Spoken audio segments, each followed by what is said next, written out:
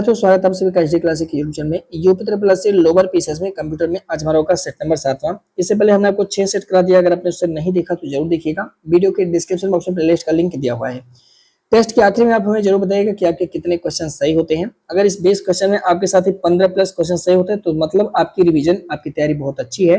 लेकिन अगर आपका 8-6 इतने ही क्वेश्चन सही होते हैं तो आपको बहुत ज्यादा रिविजन करने की जरूरत है। मल्टीपल टाइम रिविजन आप करते रहिए, ठीक है। चलिए बढ़ते हैं एक बहुत ही आसान से सवाल से। कह रहा है कि डीबीएमएस का पूरा नाम क्या होता है। तो साथ याद रखेंगे डीबीएमएस का पूरा नाम है डाटा बेस मैनेजमेंट सिस्टम। यहाँ पे सिस्टम है, क्योंकि यहाँ पे एक पॉइंट याद रखना होगा साथी कि डीबीएमएस एक प्रकार का सॉफ्टवेयर होता है। क्या होता है? एक प्रकार का सॉफ्टवेयर होता है। तो हम लोग क्या करेंगे, गलती कहीं यह ना कर दें कि दिमाग जा करके प्रेजेंट ऑफ माइंड एग्जाम में काम ना करे और हम वहां पे सॉफ्टवेयर मार दें, गलत हो जाएगा, ठीक है। क्योंकि डीबीएमएस का पूरा नाम है डाटाबेस मैनेजमेंट सिस्टम, ना कि सॉफ्टवेयर। इस बात को ध्यान रखिएगा, यहीं से गलती थोड़ी आपसे हो सकती है, ठीक है। तो ये सिस्टम है, ना कि सॉफ्टवेयर, ठीक है।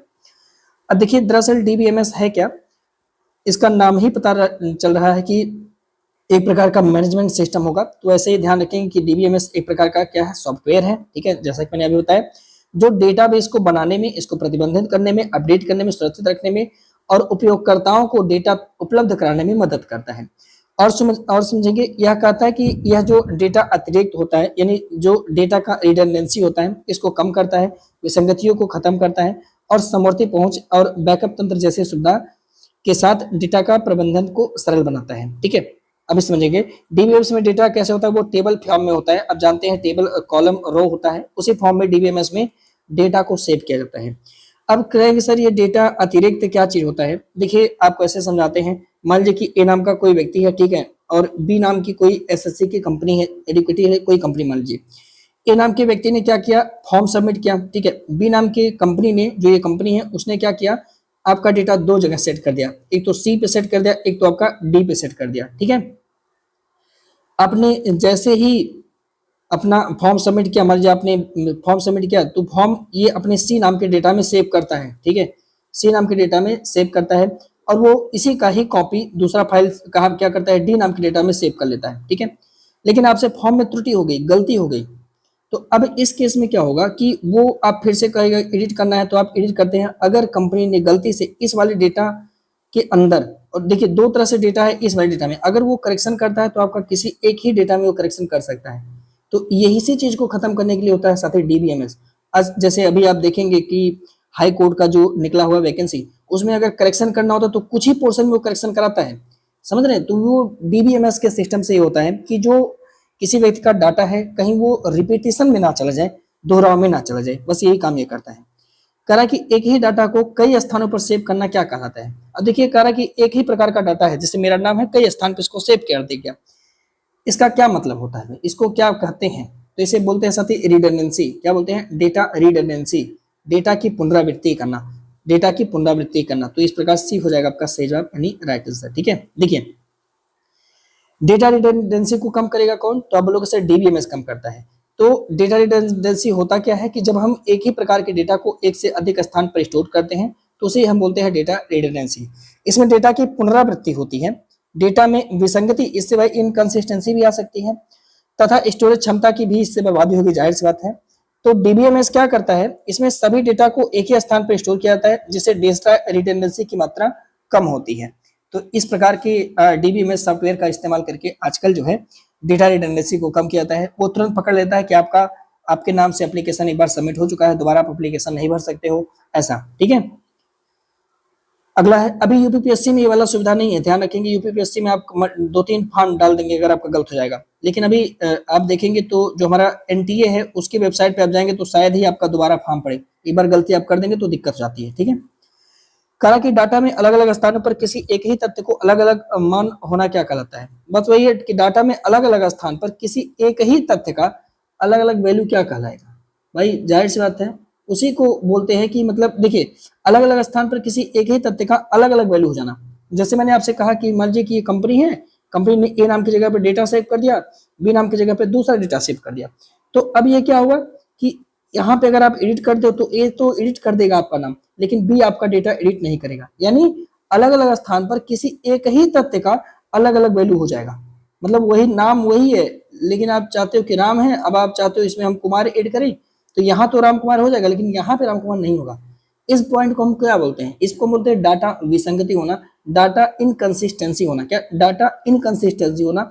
और इसी को रोकता है कौन आपका, तो आप बताना सर, इसी को रोकता है डीबीएमएस नाम का सॉफ्टवेयर। अब समझ में आ गया ये क्या है डाटा इनकंसिस्टेंसी। तो यही वाला मसला है भाई। डाटा इनकंसिस्टेंसी में क्या होता है कि एक ही प्रकार का डेटा होता है, एक ही तरह का तथ्य होता है, अलग अलग स्थानों पर होता है और उनके वैल्यू भी अलग अलग हो जाते हैं। डेटाबेस में, जो डेटाबेस मैनेजमेंट सिस्टम है, इसमें डाटा की पुनरावृत्ति को रोक करके, ठीक है, डाटा विसंगति को समाप्त किया जाता है, याद रखेंगे। एक पॉइंट होता है साथ ही डेटा सिक्योरिटी। डाटा का सुरक्षा का मतलब होता है कि डाटा को अनधिकृत व्यक्ति, जैसे जो स्पैमर होते हैं या फ्रॉडिया होते हैं, इनको इनकी पहुंच से दूर रखना, ताकि डेटा गलत तरीके से मॉडिफिकेशन ना किया जा सके और ना ही डाटा को नष्ट किया जा सके। ठीक है, वही होता है डाटा का सिक्योरिटी देना। ठीक है, डाटा की सुरक्षा के लिए उपयोगकर्ता को डाटा तक पहुंच उपलब्ध कराने से पहले उसके प्राधिकार की जांच की जाती है। आप कई बार देखे होंगे जब आप फॉर्म वगैरह सबमिट करते हैं तो आजकल तो कैप्चा कोड आता है, ठीक है, कैप्च कोड आता है। उससे पहले आता था कि मोटरसाइकिल पहचानो, कार सब पहचानो या स्ट्रीट पहचानो, ऐसे करके ह्यूमन करके आता है कि नहीं है। तो आजकल कैप्चा कोड आ चुका है, यानी प्राधिकार की जांच करते हैं जब भी हम कहीं किसी डेटा में एक्सेस करना होता है।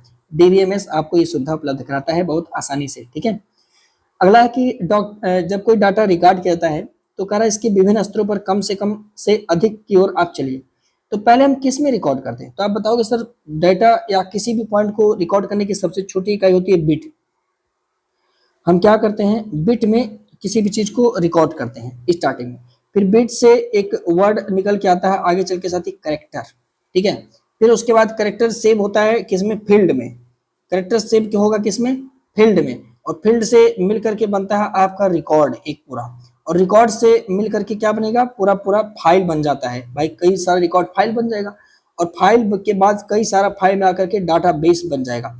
तो कहने का मतलब पहले बीट बनेगा, फिर करेक्टर बनेगा, फील्ड बनेगा, फिर उसके बाद रिकॉर्ड बनेगा। बीट करेक्टर फाइल नहीं बनेगा, पहले फील्ड बनेगा, फील्ड के बाद आपका रिकॉर्ड बनेगा। ठीक है, तो इस प्रकार से ध्यान रखना होगा। आपका जो करेक्ट आंसर हो जाएगा साथी वो होगा आपका बी राइट आंसर। ठीक है, अगर आप किसी डेटा को स्टोरेज कर रहे हैं तो कैसे, किस क्रम में करेंगे, तो देखिएगा ये पेपर में सीधे सवाल पूछेगा, ध्यान रखिएगा। तो सबसे पहले आप बिट में स्टोर करेंगे, फिर ज्यादा हो गया मान लीजिए तो उसको करेक्टर में स्टोर करेंगे, फिर और ज्यादा बन रहा है तो आप क्या करेंगे, इसको अब फील्ड में अपलोड करेंगे। देन एक्टिव, इसके बाद ये रिकॉर्ड में आ जाता है, उसके बाद ये फाइल में आ जाता है, इसके बाद साथ ही यह डाटाबेस में सबसे अधिक आ जाता है। ये स्पष्ट है कि किसी भी डिजिटल डाटा को कंप्यूटर की मेमोरी में बिट के रूप में ही स्टोर किया जाता है। कई संबंधित फाइलों का समूह क्या कहलाता है, डेटाबेस कहलाता है। यानी फाइलों का समूह ही आपका डेटाबेस कहलाएगा, इस बात को ध्यान रखिएगा। ठीक है सब। अगला, एक डाटाबेस में फील्ड क्या होता है। अब देखिए अभी आपने देखा था फील्ड से बन गया कैसे। ठीक है, तो आप जानते हैं जो एक डाटाबेस में फील्ड अगर आप देखेंगे तो यहाँ पे आपका जो करेक्ट आंसर हो जाएगा आपका होगा साथी डी, यानी चौथा हो जाएगा राइट आंसर। देखिए डेटाबेस में फील्ड का क्या मतलब, डेटाबेस में अगर आप करेक्टर को देखेंगे तो बिट तो सबसे छोटी इकाई होगी, जान ही रहे। करेक्टर आप जानते हैं कि 8 बिट को मिला करके एक बाइट किसी एक करेक्टर को निरूपित करता है। कहने का मतलब कि जब आप एक बिट पॉइंट लिख देते हैं, एक बिट डाटा लिख देते हैं तो वो एक बाइट बन जाता है। करेक्टर क्या होता है, वह सबसे छोटी और मूलभूत इकाई होती है जिस पर मनुष्य क्या करता है, समझ सकता है। ठीक है, मनुष्य इसको रीड कर सकता है, समझ सकता है। अगला होता है साथ ही फील्ड। डाटाबेस में मूल डाटा का मान जिस स्थान पर स्टोर किया जाता है उसे हम क्या बोलते हैं, फील्ड बोलते हैं। पॉइंट को ध्यान रखेंगे। आगे कह रहा है कि फील्ड में सूचनाओं को किस फॉर्म में अपलोड करते हैं, तो इसमें टेबल के रूप में अपलोड करते हैं, यानी रो और कॉलम के रूप में अपलोड करते हैं। साथ ही ध्यान रखेंगे फील्ड जो है करेक्टरों का अर्थपूर्ण संग्रह होता है, यानी फील्ड के अंदर करेक्टर की सारी वैल्यूज रहती हैं। सेकंड, उसके बाद होगा साथ ही रिकॉर्ड। रिकॉर्ड क्या होता है कि यह एक ही विषय पर अलग अलग फील्ड में स्टोर किए गए डाटा को समूह को रिकॉर्ड करता है। ठीक है, मान लीजिए कि अलग अलग फील्ड में, जैसे अलग अलग रो में किसी का कोई मान लीजिए पर्टिकुलर व्यक्ति है, उस व्यक्ति की 5-6 फैमिली है, तो उसको अलग अलग रो में कहीं कहीं सेट कर दिया गया है साथ ही, कहीं कहीं उसका। तो ये रिकॉर्ड क्या करता है कि एक ही विषय पर अलग अलग फील्ड में जो स्टोर किए गए डेटा होते हैं उन्हीं का पूरा कलेक्शन ही आपका रिकॉर्ड कहलाता है। जैसे आप देख लीजिएगा जब आप जाते हैं स्कूल में, आपने स्कूलिंग किया हुआ है तो आपका एक रिकॉर्ड दिया जाता है जिसे आप अपना रिजल्ट बोलते हो। तो उसमें पता चलता है कि भाई आपने क्या किया हुआ है, हिंदी में कितना किया, मैथ में कितना किया, रीजनिंग में कितना है, मतलब सब्जेक्ट ही नहीं होता उसमें, या फिर साइंस में कितना है। ठीक है, तो इन सभी डाटा को क्या किया जाता है, आपने देखा होगा रो और कॉलम में कैसे आपका नंबर भरा जाता होगा कि आप पूर्णांक कितना प्राप्त किए, इसी को हम क्या बोलते हैं साथ ही रिकॉर्ड बोलते हैं। ठीक है, मतलब कि एक ही प्लेस पे जब उसको स्टोर कर दिया जाता है तो उसको रिकॉर्ड बोलते हैं। और फील्ड कब बोलते हैं, जब वही आपका जो नंबर है वो अलग अलग उसमें फील्ड सेट किया जाता है, वही उसी को हम फील्ड बोलते हैं। ठीक है, इस पूरे सिस्टम को फील्ड बोलते हैं, जबकि इस पूरे रिकॉर्ड को एक साथ अगर कहेंगे तो उसे हम समूह बोलते हैं, यानी रिकॉर्ड बोलते हैं। करा कि डेटाबेस के संदर्भ में निम्नलिखित कथनों में से कौन सा सही स्टेटमेंट है। रिलेशनल डेटाबेस एक प्रकार का डेटाबेस है, निश्चित स्कीमा के साथ तालिकाओं में डेटा को संग्रह करता है। देखिए ये बात तो सही है कि जो डेटाबेस मैनेजमेंट सिस्टम है, ये सब डीबीएस क्या करता है, तो तालिका में यानी रो और कॉलम के रूप में डेटा को व्यवस्थित करता है, इसी को तालिका बोलते हैं, सही है। NoSQL, अभी इसके बारे में हम लोग बात करेंगे कि आखिर में ये क्या चीज बला है। इसमें क्या होता है कि डेटाबेस असंरचित डेटा को संभालने के लिए उपयुक्त है। SQL एक मानकीकृत भाषा लैंग्वेज है, इसका उपयोग रिलेशनल डेटाबेस को प्रतिबंधित करने के लिए किया जाता है। साथ ही यहाँ पे सभी के सभी स्टेटमेंट आपके सही है, डी हो जाएगा राइट आंसर। थोड़ा सा समझिए क्या होता है। डीबीएमएस के प्रकार की अगर हम बात करें तो पेपर में ये पूछ सकता है, ध्यान रखेंगे। एक तो होता है आपका आरडीएमएस, मतलब कि रिलेशंस लग रहा है, दिखेगा डेटाबेस मैनेजमेंट सिस्टम, यानी दो डाटाओं के बीच में ये रिलेशनशिप बताने वाला है या उनको रिलेट करके आपको कुछ शो करने वाला है, दिखाने वाला है। यह एक प्रकार का सॉफ्टवेयर सिस्टम है जो रिलेशन मॉडल पर बेस्ड होता है। यह डाटा को टेबल, रो और कॉलम के रूप में व्यवस्थित करता है। इसमें डाटा को क्वेर करने, इंसर्ट करने और अपडेट करने, डिलीट करने के लिए SQL एक प्रकार का भाषा है जिसका नाम है स्ट्रक्चर क्वेरी लैंग्वेज। तो भैया SQL को याद रखिएगा। SQL के माध्यम से हम क्या करते हैं, जो हमारा RDMS है उसके अंदर डेटा को फीड करते हैं। तो वो क्या करता है, रो ऐसे इस तरह से बना हुआ मान लीजिए, ठीक है, और कॉलम के रूप में साथ ही डेटा को फीड किया गया है। और इसके अंदर जो डेटा फीड किया गया है वह है किस भाषा में फीड किया गया है, तो आप बताओगे सर SQL भाषा में फीड किया गया। SQL का पूरा नाम क्या होगा, तो आप बताना स्ट्रक्चर्ड क्वेरी लैंग्वेज होता है। ठीक है, तो ये RDMS में होता है, ध्यान रखेंगे।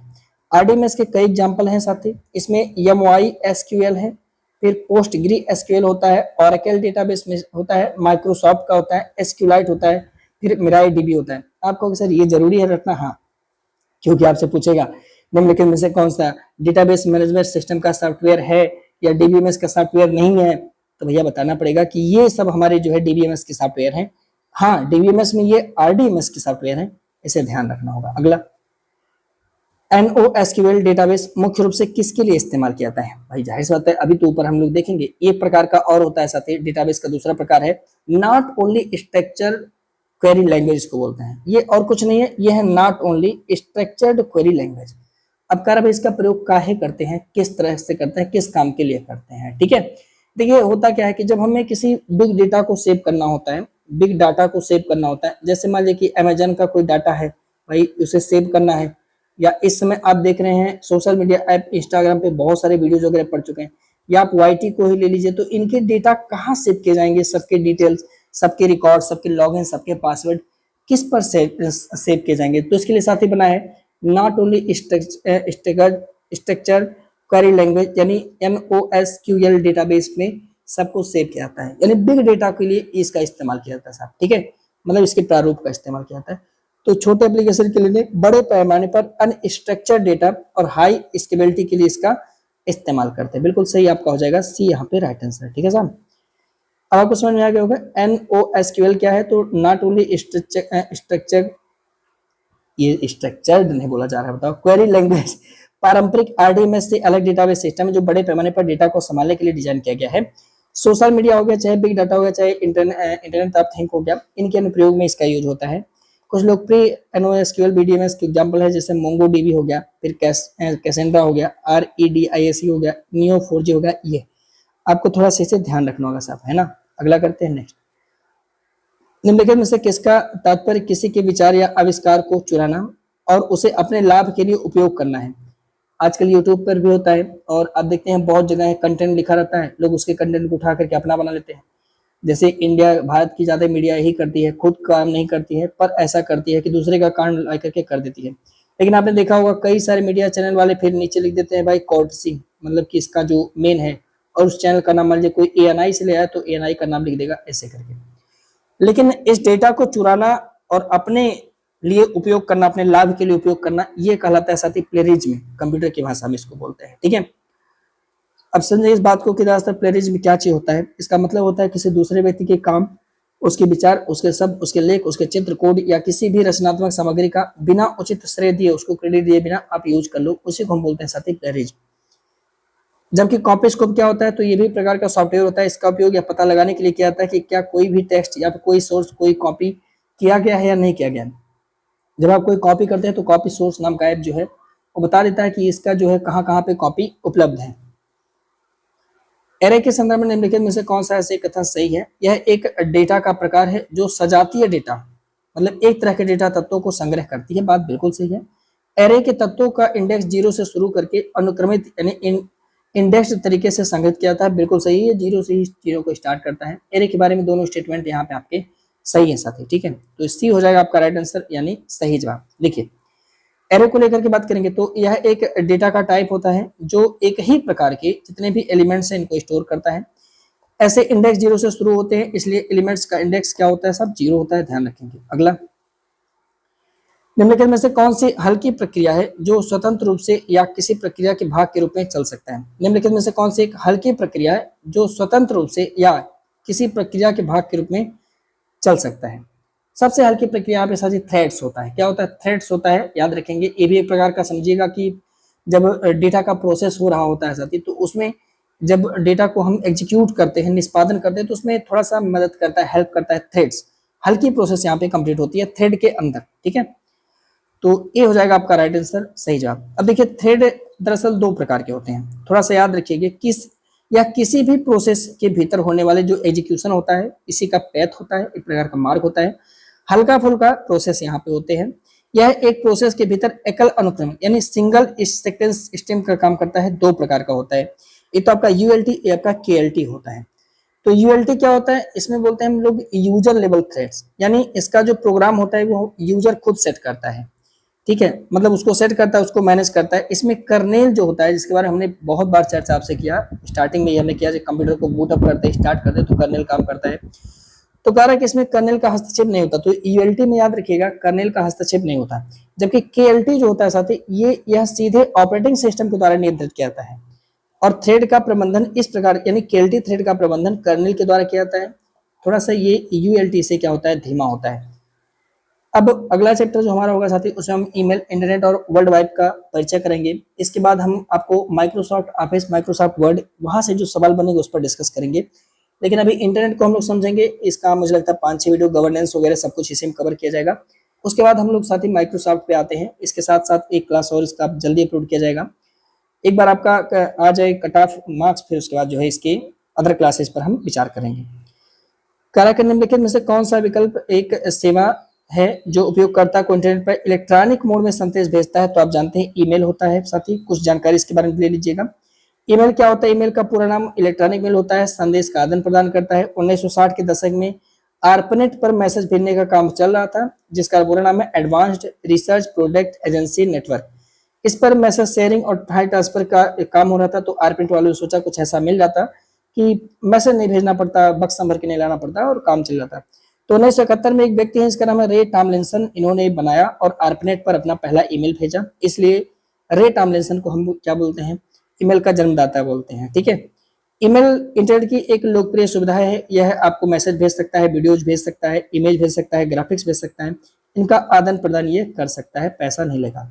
ईमेल एड्रेस में निम्नलिखित में से किस चिन्ह का प्रयोग यूजर नेम और डोमेन नेम को अलग करने के लिए किया जाता है? जैसे मैंने लिख दिया कि साथी abc123@gmail.com, gmail.com। तो @ क्या करता है, ये आपका हो जाता है यूजर नेम और ये आपका होता है साथी होस्ट नेम, ठीक है। होस्ट नेम करने का मतलब जो डोमेन नेम होता है वो।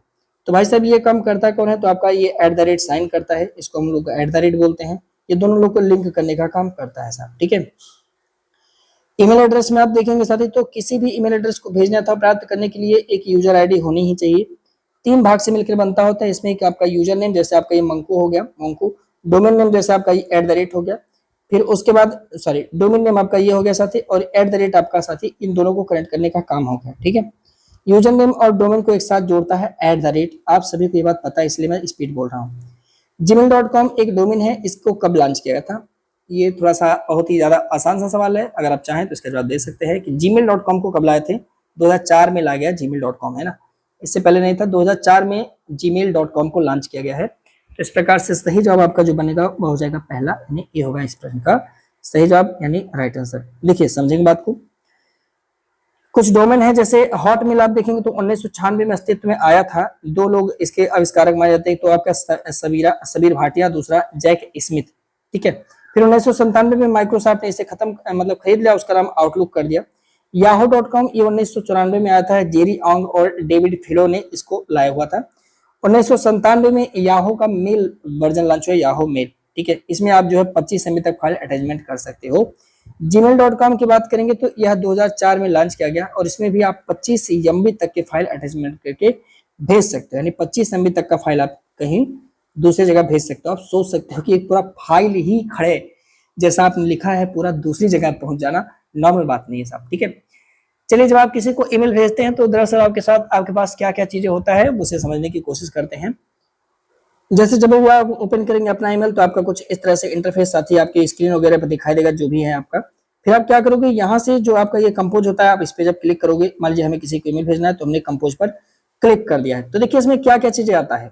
सबसे नंबर 1 पे क्या चीजें आ गया, सबसे नंबर 1 पे आता है साथ यहाँ पे फॉर्म, यानी जिसके द्वारा ईमेल भेजा जा रहा है। तो मान लीजिए जो आप सेंड करेंगे तो आपका यहाँ पे आपका ईमेल दिखाएगा, मैं सेंड कर रहा हूँ मेरा ईमेल दिखा रहा है।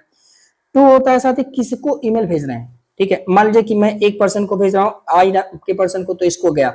लेकिन आप ध्यान रखेंगे जैसे ही हम यहाँ पे 2 पे क्लिक करेंगे इस वाले एरो पर, तो क्या बातें आता है। देखिए यहाँ पे 2 शब्द आ गया साथी। यहाँ पे तो एक व्यक्ति को मैंने मान लीजिए ए नाम के व्यक्ति को भेज दिया और दो और आ जाएगा, एक का नाम होगा साथी सीसी, एक का नाम होगा साथी बीसीसी। समझिएगा इस बात को, ये क्या चीज होता है। सीसी जो चीज होता है कि वही ये सेम ईमेल, भाई इनको भी हमने भेज दिया, ठीक है, और हमने इनको भी भेजना है, तो हमने क्या करना, उस पार्टिकुलर व्यक्ति का भी ईमेल यहाँ पे डाल देंगे। अब दोनों में अंतर क्या होगा जैसा समझिएगा, कार्बन कॉपी सीसी का मतलब होता है और ये होता है ब्लाइंड कार्बन कॉपी बीसीसी का। अब समझिए इसमें क्या होता है, जैसे मान लीजिए मुझे भेजना था तो मैंने मान लीजिए कि xyz@email.com मैंने अपने एक दोस्त को भेज दिया ईमेल और मैं चाहता हूं कि सेम ईमेल हमारे दोस्त बी को भी जाए, तो हमने क्या किया, सेम ईमेल हमारे दोस्त बी को भी भेज दिया, ठीक है।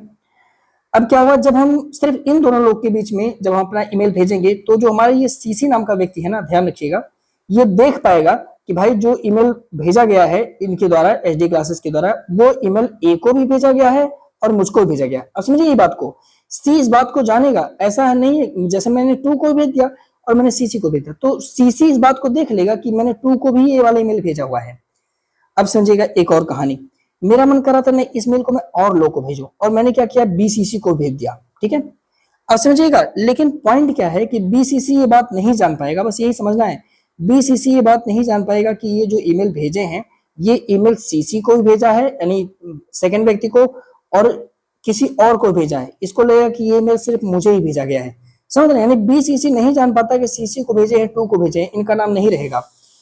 लेकिन सीसी को पता है कि 2 को भेजते हैं, समझ रहे, लेकिन बीसीसी को कुछ नहीं पता होता। तो इस तरह से आप कई लोग को ईमेल करके बीसीसी में भेज सकते हैं, तो आप भेज दीजिएगा जैसा आपका मन करेगा वैसा।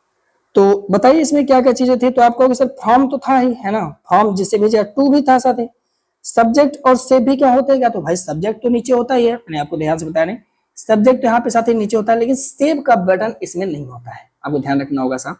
क्या इसमें सेव होता है, क्या सेव भी होता है, क्या नहीं। तो सब्जेक्ट होता है, फॉर्म होता है, 2 होता है, पर इसमें सेव का वाला विकल्प आपका नहीं होता साहब, ठीक है।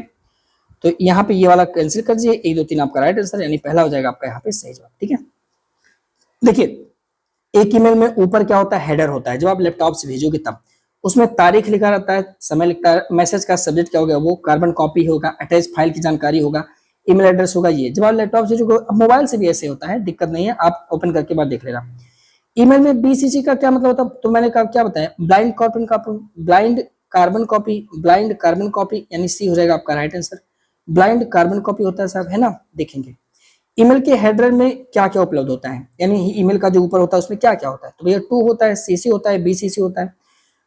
2 में क्या होता है, प्राथमिक को प्राप्त करता है, इसे आप भेजोगे। सीसी में क्या होता है, द्वितीय प्राप्त करता, ईमेल एड्रेस जिसे ईमेल की कॉपी भेजी जाती है। तीसरा कौन होता है, बीसीसी, इसमें क्या होता है, ये भी द्वितीय प्राप्त करता है का ईमेल एड्रेस होता है जिसे ईमेल की कॉपी भेजनी, लेकिन ये प्राथमिक प्राप्तकर्ता को यह जानकारी नहीं होती है कि यह ईमेल किसी अन्य व्यक्ति ने भी प्राप्त किया है, ठीक है, समझ रहे हैं। यानी 2 के बारे में इनको कोई जानकारी नहीं रहेगी। ईमेल में प्राथमिक प्राप्तकर्ता को पता चले बिना दूसरे को कॉपी, यानी जो प्राथमिक प्राप्तकर्ता है उसे पता चले बिना दूसरे को कॉपी करने के लिए निम्नलिखित में से किसका उपयोग करते हैं?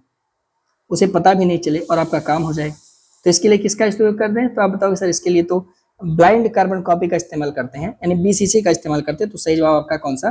पहला हो जाएगा सरकार, राइट आंसर। ठीक है साहब, अगला देखेंगे, ईमेल में निम्नलिखित में से किस प्रकार की फाइलें आप संलग्न कर सकते हो? क्या भेज सकते हो? दस्तावेज, टेक्स्ट भेज सकते हो, ऑडियो, वीडियो, क्या जेडआईपी फाइल भी आप भेज सकते हो? तो यार कोई फाइल आप भेज सकते हो, कोई दिक्कत नहीं है, लगभग सब कुछ भेज सकते हो। तो इस प्रकार से डी आपका हो जाएगा राइट आंसर। हाँ सर भेज सकते हैं, जेडआईपी फाइल भी सर भेज सकते हैं। ठीक है, तो इसे याद रखिएगा, आप टेक्स्ट पीडीएफ, जैसे पीडीएफ हो गया, डॉक हो गया, ये सब भेज सकते हो। ऑडियो MP3 वेब ये भी भेज सकते हो, वीडियो भी आप भेज सकते हो, छवि भेज सकते हो, जेडआईपी भेज सकते हो, कोई भी प्रेजेंटेशन है, पीपीटी है, ये सब भी आप क्या कर सकते हो, सब भेज सकते हो। सर्वरों के बीच में ईमेल भेजने के लिए निम्नलिखित में से कौन सा प्रोटोकॉल लगाते हैं? अच्छा देखिए, सर्वरों के बीच में अब ईमेल भेजना है। अब देखिए, अब ये बात समझने वाली है कि जैसे आप ईमेल, मान लीजिए कि ए नाम का कोई व्यक्ति है ना, ए नाम का कोई व्यक्ति है, इसके कोई मित्र है, महिला है या पुरुष है, जो जिनका नाम है मान लीजिए डी, नाम मान लीजिए डी, क्या कुछ भी मान लीजिए, डी ही मान लीजिए भाई। देखिए मेरा पर्टिकुलर किसी को लेकर के नहीं है, एक बार मैं क्लास पढ़ाते बच्चा रुष्ट हो गया था, तो ऐसा नहीं है। ठीक है, मैं ऐसे अंदाजे मान ले रहा हूँ। ठीक है, तो मान लीजिए ए नाम का कोई व्यक्ति है, उसका कोई मित्र है या मित्री है, जो भी है, इन्हें आपको ये मेल करना है। तो देखिए अभी क्या, आपने जब ईमेल उठाया ना, तो एक प्रकार का प्रोटोकॉल फॉलो करना पड़ता है। जो आप प्रोटोकॉल यहाँ से उठाओगे, कोई एक होगा जो आपको ईमेल संदेश ले जाने का प्रोटोकॉल ले जाएगा, और कोई एक व्यक्ति यहाँ पे होगा जो आपके संदेश को क्या करेगा, एक्सेप्ट करेगा। समझ रहे हैं? तो ये भी एक प्रकार का प्रोटोकॉल फॉलो करेगा, ये भी एक प्रकार का प्रोटोकॉल फॉलो करेगा, जैसे अन्य चीजों में प्रोटोकॉल होता है। अब ये कह रहा है कि जो सर्वरों के बीच में ईमेल भेजने के लिए कौन सा प्रोटोकॉल, तो ईमेल को जब सेंड करते हैं तब कौन सा प्रोटोकॉल लगाते हैं? तो यहां से देखिए, मुझे भेजना, सेंड करने के लिए एक प्रोटोकॉल होता है साथी, सेंड करने के लिए, रिसीव करने के लिए नहीं, इसको बोलते हैं SMTP, यानी simple mail transfer protocol. SMTP का प्रयोग कब करेंगे? जब हम ईमेल को सेंड करेंगे। रिसीव कर, ये क्या करेगा, ये वाला रिसीवर होगा, पर रिसीव करने के लिए, सेंड करने के लिए हम इस्तेमाल करते हैं SMTP प्रोटोकॉल को, जब भी आप कहीं चीज को भेजना चाह रहे हैं, तो आपका मन कर रहा है भेजने के लिए, तो कह रहा है कि भैया SMTP क्या होता है? संचार प्रोटोकॉल। इसका उपयोग ईमेल भेजने और प्राप्त करने के लिए किया जाता है। अभी समझिएगा इस बात को, मतलब वो भेजने के लिए इस्तेमाल हो रहा है। यह मुख्य रूप से ईमेल को भेजने और प्रसारित करने का काम करता है, जबकि दो और होते हैं, POP और IMP, ये सिर्फ और सिर्फ रिसीव करते हैं। ठीक है, ध्यान रखेंगे इस पॉइंट को। तो इसका उपयोग ईमेल भेजने के लिए, प्राप्त करने के लिए, लिखकर गलती कर दिया, भेजने के लिए प्रयोग किया जाता है SMTP का। इसको काट दीजिए इसको। ठीक है, देखिए, संदेश भेजने के लिए ईमेल क्लाइंट को कॉन्फ़िगर करते समय आपने कभी देखा है कि मान लीजिए आप ईमेल भेज दिए, तो ऐसा नहीं कि आपको तुरंत मिल जाएगा, नहीं, पहले उसको जांचेगा, कहीं उसमें ऐसा तो नहीं आप वायरस वगैरह भेज दे रहे हो, किसी का बेचारा खोले उसका जो है हैंग हो जाए। तो कॉन्फ़िगर करते समय यह सुनिश्चित करने के लिए आउटगोइंग ईमेल संचार इनक्रिप्टेड है, कौन सा प्रोटोकॉल सबसे अधिक उपयोग किया जाता है? यानी कौन सा ऐसा प्रोटोकॉल है जो इस्तेमाल ये बताता है कि भाई जो आप मैसेज भेज रहे हो वो इनक्रिप्टेड है या नहीं है साहब। तो देखिए, जो हमारा SMTP होता है, जब हम यहाँ से कोई मैसेज भेजते हैं, SMTP उसको क्या करता है, ट्रांसफर करेगा। ठीक है, SMTP क्या करता है साथी, उसको ट्रांसफर करेगा। और अब SMTP की ये जिम्मेदारी हो जाती है कि जो भी जिस भी क्लाइंट को आप भेज रहे हो, उस मैसेज को आप कॉन्फ़िगर करो, उसको देखो, समझो, मतलब उसकी सुरक्षा आप करो। इसके लिए SMTP क्या करता है, इसके लिए जो हमारा ट्रांसफर लेयर सिक्योरिटी होता है, जिसे हम TLS, आजकल आप बहुत बार देखे होंगे TLS, जो है आप इंस्क्रिप्टेड, व्हाट्सएप खोलिएगा तो उसमें लिखा होगा इंस्क्रिप्टेड TLS ऐसे करके। तो एक प्रकार का जो ये TLS होता है, जिसको बोलते हैं ट्रांसपोर्ट लेयर सिक्योरिटी, वो सुरक्षा देता है। ठीक है, तो SMTP TLS के साथ मिल करके साथी, जब भी हम कोई ईमेल भेजते हैं तो क्लाइंट को कॉन्फ़िगर करते समय ये बात सुनिश्चित करता है कि भाई जो मेल जा रहा है वो इनक्रिप्टेड है कि नहीं है। ऐसा तो नहीं कि भेज कहीं और रहे, 50 लोग उसको यूज करके देख लें।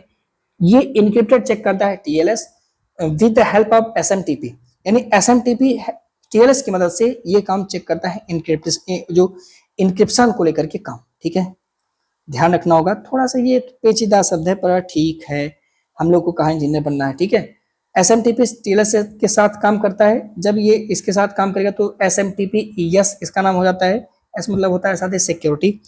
SMTP में SMTP क्लाइंट होते हैं, जब मेल सर्वर दूसरे मेल सर्विस को ईमेल भेजता है तो SMTP क्लाइंट उसको बोलते हैं। सर्वर क्या होता है? ईमेल प्राप्त करने एवं प्रोसेस करने वाले सर्वर को SMTP सर्वर कहते हैं।